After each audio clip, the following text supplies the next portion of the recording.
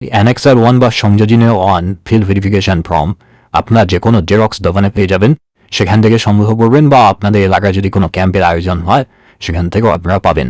আচ্ছা, প্রথমে আপনাদেরকে এখানে দিতে হবে কৃষক বন্ধু আইডি নম্বর, অর্থাৎ কেবিআইডি। এই কৃষক বন্ধু আইডি আপনারা কীভাবে বাড়িতে বসে নিজের হাতে থাকা স্মার্টফোনটি ব্যবহার করে মাত্র 1 মিনিট সময়ের মধ্যে দেখে নিতে পারবেন। দেখুন, প্রথমে গুগলে চলে যাবেন, সার্চ করে দেবেন কৃষক বন্ধু লিখে। প্রথম যে ওয়েবসাইটটি আসবে kৃষকবন্ধু.wb.gov.in, এই ওয়েবসাইটটি ওপেন করে নেবেন। সেকেন্ড অপশন চুজ করবেন নথিভুক্ত কৃষকের তথ্য। এরপর চুজ করতে হবে আপনারা কোন ডকুমেন্টস দিয়ে চেক করতে চাইছেন। ভোটার কার্ড, আধার কার্ড, ব্যাঙ্ক অ্যাকাউন্টের নম্বর, যেটা সিলেক্ট করবেন সেই নাম্বারটি দিতে লাগবে। ধরুন আপনি ভোটার কার্ড সিলেক্ট করলেন বা আধার কার্ড সিলেক্ট করলেন, এখানে সেটা আইডি কার্ড নাম্বারটিকে লিখে দিতে হবে। এরপর এই আই এম নট এর উপর এই চেকবক্স দিয়ে টিক করতে হবে। সরাসরি চেকবক্সে যদি টিক না নিয়ে না, তাহলে এখান থেকে যে ছবিগুলো সিলেক্ট করতে বলবে সিলেক্ট করে দেবেন। চেকবক্সে টিক হয়ে গেলে এখানে সার্চ অপশানে ক্লিক করে দেওয়ার সাথে সাথেই আপনাদের কৃষক বন্ধু আইডি সহ কৃষক বন্ধু অ্যাপ্লিকেশনের সমস্ত ডিটেলস দেখে নিতে পারবেন।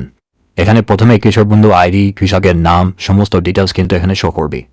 এখান থেকে খুব সহজে কৃষক বন্ধু আইডি নম্বরটিকে ফর্মের এই জায়গাতে লিখে দেবেন। এরপর নিচে রয়েছে ক্রমিক নম্বর অর্থাৎ সিরিয়াল নম্বর, যেটা আপনার না জানা থাকলে ছেড়ে দেবেন, না লিখলেও চলবে। আচ্ছা, এরপর আপনারা দুটি কলাম দেখতে পাবেন।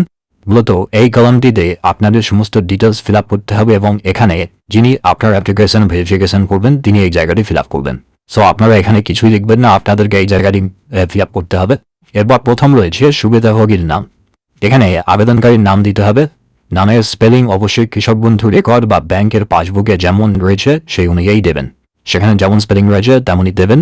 কৃষক বন্ধু আইডি চেক করার পর সেখানে কিন্তু কৃষকের নাম শো করছিল, সেখানে যেমন স্পেলিং রয়েছে সেই স্পেলিং অনুযায়ী এখানে লিখে দেবেন। আচ্ছা, প্রথমেই বলে দিই, ফর্মটি আপনারা ফিল আপ করবেন ইংরেজি বড় হাতের অক্ষরে, অর্থাৎ ইংরেজি ক্যাপিটাল লেটারে ফর্মটিকে ফিল আপ করবেন। এবার রয়েছে পিতা, স্বামী, স্ত্রী বা অভিভাবকের নাম। আপনি যদি পুরুষ হয়ে থাকেন, বিবাহিত বা অবিবাহিত, এখানে আপনার অভিভাবকের নাম অর্থাৎ বাবা অথবা মায়ের নাম লিখে দেবেন। বা যদি আপনি বিবাহিত মহিলা হয়ে থাকেন তাহলে এখানে আপনার স্বামীর নাম লিখে দেবেন। এরপর 3 নম্বর পয়েন্টে আপনাদেরকে ঠিকানা দিতে বলা হচ্ছে। প্রথমে রয়েছে 3 পয়েন্ট ক, জেলার নাম, এখানে ডিস্ট্রিক্ট নেম লিখে দেবেন। এরপর এখানে দিতে হবে আপনার ব্লগ নেম, টিজার ব্লগ বা ভিডিও নেম লিখে দেবেন এখানে। আচ্ছা, এরপর রয়েছে গ্রাম পঞ্চায়েত, আপনার গ্রাম পঞ্চায়েতের নাম এখানে লিখে দেবেন। এরপর শেষে রয়েছে মৌজা অথবা গ্রামের নাম, এখানে আপনার মৌজা বা গ্রামের নাম লিখে দেবেন। ঠিকানা দেওয়া কমপ্লিট। এরপর রয়েছে 4 দাগ, যেখানে আপনার ব্যাংকের বিবরণ দিতে বলা হচ্ছে। দেখুন, এখানে যা সমস্ত ডিটেলস দেবেন সেটা সম্পূর্ণভাবে আবেদনকারীর, যিনি কৃষক বন্ধু প্রকল্পের উপভোক্তা, তারই ডিটেলস দেবেন। এখানে 4 দাগে যে ব্যাংকের বিবরণ বা ব্যাংক ডিটেলস দিতে বলা হচ্ছে, প্রথমেই রয়েছে ব্যাংক ও শাখার নাম অর্থাৎ ব্যাংক ও ব্রাঞ্চ নেম এখানে লিখে দেবেন। যদি স্টেট ব্যাংক অফ ইন্ডিয়া হয়ে থাকে তাহলে এসবিআই লিখবেন এবং ব্রাঞ্চের নামটা ব্র্যাকেটে লিখে দেবেন। আমি উদাহরণ দিয়ে বললাম, অন্যান্য ব্যাংকের ক্ষেত্রেও এরকমই লিখবেন। এরপর রয়েছে আইএফএসসি কোড, এখান থেকে আপনার ব্যাংকের আইএফএসসি কোডটিকে লিখে দেবেন। এরপর আপনার ব্যাংক অ্যাকাউন্ট নাম্বারটিকে এখানে লিখে দেবেন। এই সমস্ত ডিটেলস আপনাদের কাছে থাকা ব্যাংক পাসবুকে রয়েছে, দেখে দেখে লিখে দেবেন। একদম নির্ভুল ফিল আপ করবেন। মনে রাখবেন, এখানে ভুল করলেই কিন্তু সমস্যা হবে টাকা পেতে। এরপর 5 নম্বর পয়েন্টে আপনাদের আধার সংযুক্ত মোবাইল নম্বর দিতে বলা হচ্ছে। আপনাদের আধার কার্ডের সঙ্গে যে মোবাইল নম্বর লিঙ্ক রয়েছে সেই মোবাইল নাম্বারটিকে এখানে লিখে দেবেন। যদি আধার লিঙ্কড মোবাইল নাম্বার না থাকে তাহলে আপনারা যে মোবাইল নাম্বার ব্যবহার করেন সেটাই লিখে দেবেন এখানে। আচ্ছা, এরপর রয়েছে আধার নাম্বার, এখানে আবেদনকারীর যে আধার নাম্বার সেটিকে সঠিকভাবে লিখে দেবেন। নেক্সট 7 নম্বর পয়েন্ট, এখানে আপনাদের ভোটার কার্ডের কিছু ডিটেলস দিতে লাগবে। যেমন প্রথমেই রয়েছে এপিক নম্বর, অর্থাৎ আপনাদের ভোটার কার্ডে যে নাম্বারটি রয়েছে সেই নাম্বারটিকে এখানে লিখে দেবেন, এপিক নাম্বার। এরপর রয়েছে এসি নাম্বার অর্থাৎ অ্যাসেম্বলি কনস্টিটিউয়েন্সি নাম্বার, এর বাংলা অর্থ হল বিধানসভার নাম্বার। বিধানসভার নাম এবং নাম্বারটিকে লিখে দেবেন। এরপর রয়েছে পার্ট নাম্বার। পার্ট নাম্বার অর্থাৎ বুথ নাম্বার, আপনারা যে বুথে ভোট দেন সেই বুথ নাম্বারটিকে এখানে লিখে দিতে হবে। নেক্সট রয়েছে সিরিয়াল নাম্বার, অর্থাৎ ভোটার লিস্ট অনুযায়ী আপনার নাম কত নম্বর সিরিয়ালে রয়েছে সেই ভোটার লিস্টে, সেটা দেখে দেখে এখানে লিখে দেবেন। আচ্ছা, এই সমস্ত বিষয় যদি আপনার না জানা থাকে তাহলে কারোর থেকে জেনে তবেই লিখবেন। সবচেয়ে সহজ হয় আপনাদের প্রত্যেকের বাড়িতে বিএলও দ্বারা ভোটের আগে যে চিরকুট দেওয়া হয়েছিল সেখানে কিন্তু এই সমস্ত ডিটেলস পেয়ে যাবেন, যেটা আপনারা দেখে দেখে এখানে লিখে দেবেন জাস্ট, সেটা সম্পূর্ণ নির্ভুল হবে। বোঝাতে পারলাম? এরপর রয়েছে 8 পয়েন্ট, যেখানে এসআইআর সংক্রান্ত কিছু ডিটেলস দিতে লাগবে। যেমন প্রথমে রয়েছে SIR 2026 ভোটের জন্য ASDD তালিকায় পাওয়া গেছে আপনার নাম। আচ্ছা, প্রথমে ASDD লিস্টটা কি সেটা আপনারা জেনে নিন। আপনাদের যাদের নাম SIR এ বাদ গেছিল, নামটি কোন তালিকাভুক্ত হয়েছে? ASDD তালিকা, যার অর্থ হল অ্যাবসেন্ট, শিফটেড, ডেড বা ডুপ্লিকেট। এর বাংলা মানে অনুপস্থিত, স্থানান্তরিত বা এক স্থান থেকে অন্য স্থানে চলে গেছে, মৃত বা শ্রাদিশ। এই লিস্টের মধ্যে পাওয়া গেছে বা এই লিস্টে অন্তর্ভুক্ত রয়েছে, SIR এর নাম বাদ গেছিল আপনার।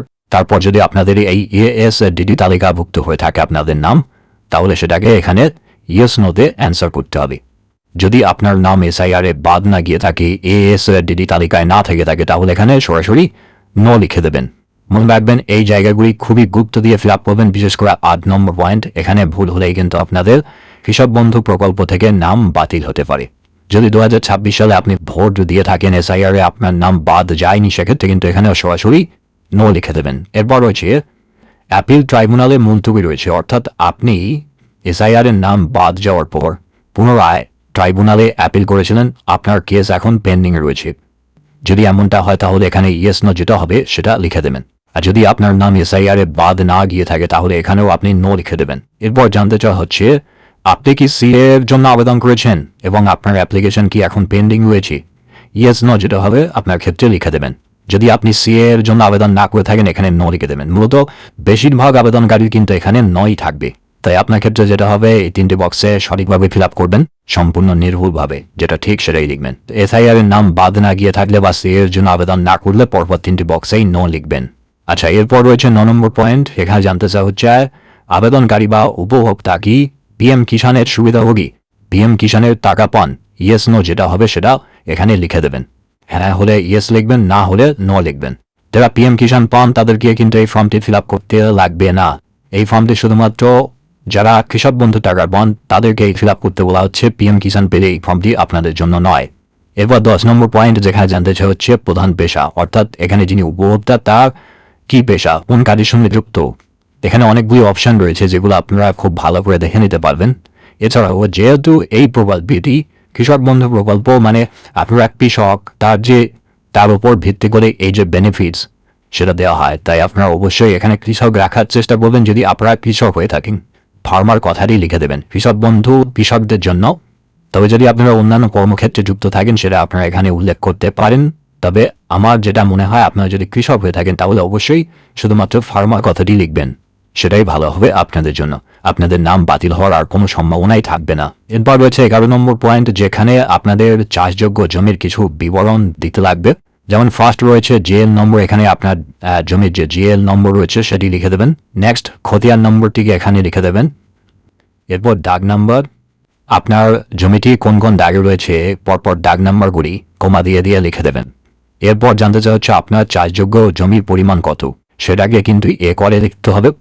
আপনার কাছে যে পথটা রয়েছে সেখানে কিন্তু করে উল্লেখ রয়েছে জমির পরিমাণ কত, সেটাকে লিখে দেবেন এখানে দেখে দেখে। নেক্সট জানতে চাওয়া হচ্ছে আপনি যে খতিয়ান বা ROR কপিটি ডাউনলোড করেছেন সেখানে তারিখ কত রয়েছে। আপনার কাছে যে ROR কপি বা পর্চা রয়েছে সেখানে কিন্তু আপনারা দেখতে পাবেন, সেই ডেটটি এখানে লিখে দেবেন। কিভাবে মাত্র 5 মিনিট সময়ের মধ্যে বাড়িতে বসে ROR কপির জন্য আবেদন করতে পারবেন এবং সম্পূর্ণ ফ্রিতে ডাউনলোড করতে পারবেন, সেই নিয়ে ভিডিও দিয়েছি। যারা ভিডিওটি দেখেননি অবশ্যই এই ভিডিওর ডেসক্রিপশনে ভিডিওর লিঙ্ক দিয়ে রাখবো, দেখে নেবেন। এরপর জানতে চাওয়া হচ্ছে আপনার জমির দখলের ধরন। আপনি কি জমিটি ক্রয় করেছেন, উত্তরাধিকার সূত্রে পেয়েছেন, নাকি হস্তান্তর, নাকি অন্যান্য? আপনার ক্ষেত্রে যেটা হবে সেটা এখান থেকে লিখে দেবেন।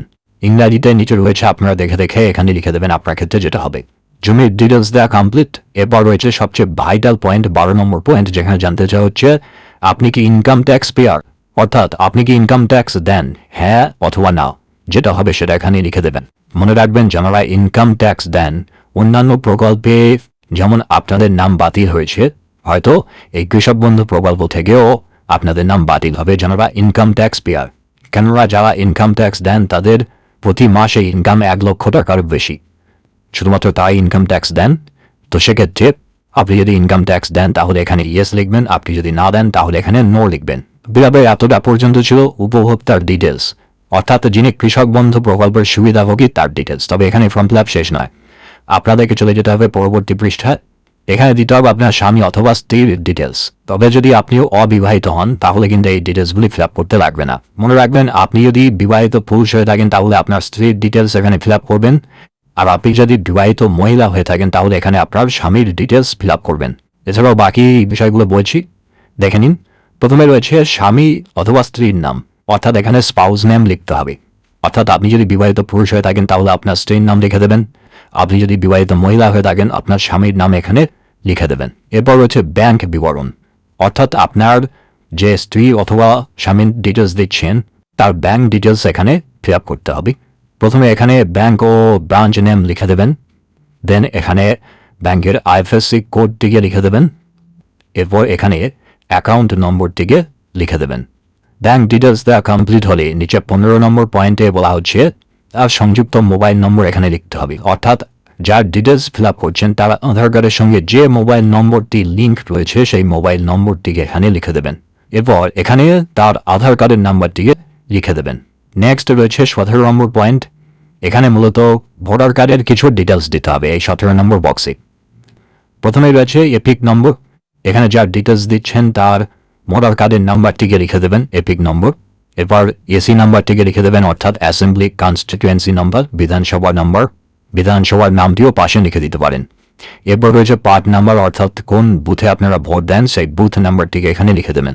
এবার এখানে দিতে হবে সিরিয়াল নাম্বার, ভোটার লিস্টে যার ডিটেলস দিচ্ছেন কত নম্বর সিরিয়ালে রয়েছে তার নাম, সেই নাম্বারটিকে এখানে লিখে দেবেন। এরপর জানতে চাওয়া হচ্ছে যার ডিটেলস দিচ্ছেন তিনি কেবিএনের সুবিধাভোগী কিনা।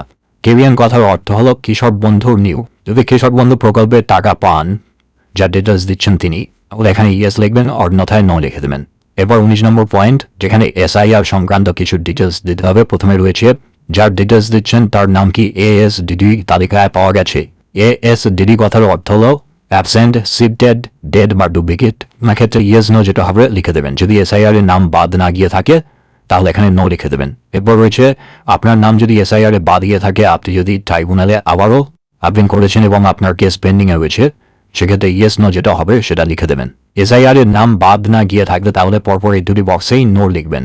এরপর জানতে চাওয়া হচ্ছে যার ডিটেলস দিচ্ছেন তিনি কি সিএ এর জন্য আবেদন করেছেন এবং আপনার অ্যাপ্লিকেশন পেন্ডিং এ রয়েছে, ইয়েস অথবা নো যেটা হবে লিখে দেবেন। এবার রয়েছে 20 নম্বর পয়েন্ট, যেখানে জানতে চাওয়া হচ্ছে পিএম কিষানের সুবিধাভোগী কিনা, অর্থাৎ পিএম কিষানের টাকা পান কিনা, ইয়েস নো যেটা হবে লিখে দেবেন। সবশেষে রয়েছে পেশা, কোন পেশার সঙ্গে যুক্ত সেটা লিখে দেবেন। ফর্ম ফিল আপ এখানেই ডান। এখানে একটি অঙ্গীকার পত্র রয়েছে যেটাকে আপনারা ভালো করে রিড করবেন, এতে সম্মতি হলে এখানেই আপনারা সই করে দেবেন। যিনি উপভোক্তা বা যিনি আবেদনকারী, যিনি এই কৃষক বন্ধু প্রকল্পের সুবিধাভোগী, তার এখানে একটি সই করতে হবে। যদি না সই পারেন তাহলে এখানে একটি আঙুলের একটি টিপ ছাপ দেবেন। ওর নিচের যে জায়গাটি রয়েছে এটা আপনারা ফিল আপ করতে যাবেন না, এটা মূলত অফিস ইউজের জন্য। মোটামুটি ফর্ম ফিল আপ এখানে কমপ্লিট। কেবিএন আইডি আপনারা কিভাবে দেখবেন, স্টেপ বাই স্টেপ কিভাবে নির্ভুল ফর্মটি ফিল আপ করবেন, কোন ভুলগুলি আপনারা করবেন না, যে ভুলগুলি করলে আপনাদের ফর্ম বাতিল হতে পারে, সব কিছু আলোচনা করেছি। এবার জেনে নিন ফর্মটি আপনারা কোথায় জমা দেবেন এবং সাথে কি কি ডকুমেন্টসের জেরক্স দিতে লাগবে। ফর্মটিকে আপনাদেরকে জমা করতে হবে এডিও অফিসে, ভিডিও নয় কিন্তু, আপনার নিকটবর্তী যে এডিও অফিস সেখানে গিয়ে ফর্মটিকে জমা করতে হবে। আবার আপনাদের এলাকায় নির্দিষ্ট কোনো একটি দিনে নির্দিষ্ট কোনো একটি স্থানে এই ফর্ম জমা নেওয়ার কাজ হতে পারে, আপনারা একটু খোঁজ রাখবেন। এছাড়াও পঞ্চায়েত অফিসেও জমা নিতে পারেন, এই খোঁজটি কিন্তু আপনাদের রাখতে হবে। যদি কোনোভাবে এই সমস্ত জায়গায় আপনি ফর্মটিকে জমা না করতে পারেন তাহলে আপনাকে এডিও অফিসে গিয়ে জমা করতে হবে।